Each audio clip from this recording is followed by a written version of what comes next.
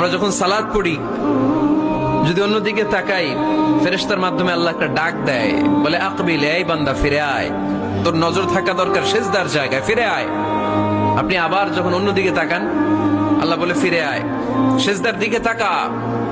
আপনি আবার যখন ঘড়ির দিকে তাকান, আল্লাহ বলে আকবিল, ফিরে আয়, সিজদার দিকে তাকা। আপনি যখন আবার অন্যদিকে তাকান, তখন আল্লাহ বলে লা হাজাতা লি ইলা সালাতিক, তোর এই নামাজের দরকার আমার নাই। নাউজুবিল্লাহ পড়বেন না?